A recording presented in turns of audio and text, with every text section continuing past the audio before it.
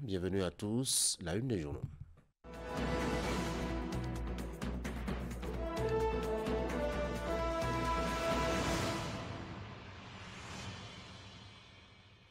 Et nous allons démarrer avec fraternité comme d'habitude.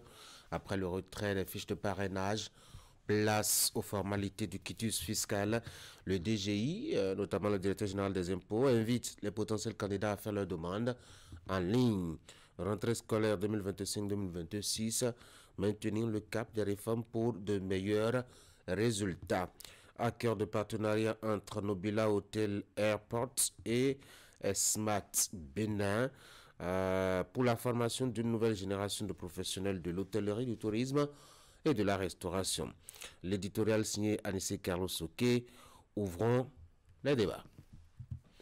Nous passons à la nouvelle tribune, délivrance de quitus fiscal dans le cadre des élections de 2026, des inquiétudes persistantes malgré les assurances de la DGI. Le potentiel surcharge et chargement hors gabarit. Après la répression prend le relais après la sensibilisation.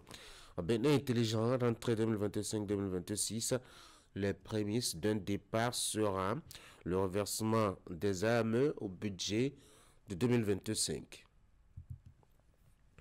Décryptage info, finances publiques au Bénin, 1192 milliards de francs CFA de recettes mobilisées au premier semestre 2025.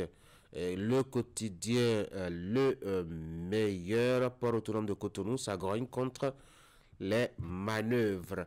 La priorité présidentielle de 2026, Romuald de Wadaï, des allus de président. Matin libre. Désignation du candidat de la mouvance, on dit finalement dans les rangs, une grosse interrogation.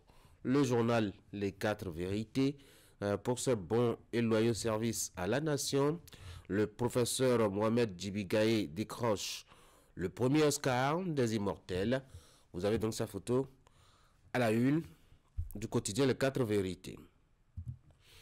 Visa Info, plus sportif ce matin, menace sur le démarrage du championnat professionnel de football au Bénin. Panique générale à la FEB Foot. Info matin, surcharge et chargement au gabarit au Bénin après la sensibilisation. Place à la répression. Accident de travail à Boycon. Des apprentis vulcanisateurs décédés. Le journal L'Enquêteur. Présidentielle de 2026, faveur populaire autour de Ouadani. Et puis nous voici pour le deuxième tour de la une de fraternité. Après le retrait des fiches de parrainage, place aux formalités du quitus fiscal.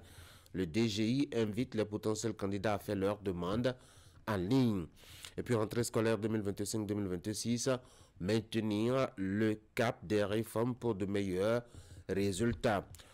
Accord de partenariat entre Nobila Hotel Airport et Esmat Bénin pour la formation d'une nouvelle génération de professionnels de l'hôtellerie, du tourisme et de la restauration. L'édito signé Anissé Carlos Soké, le titre Ouvrons les débats. Voilà donc ce qu'on peut retenir des productions de ce matin, en tout cas pour ce qui est de leur une.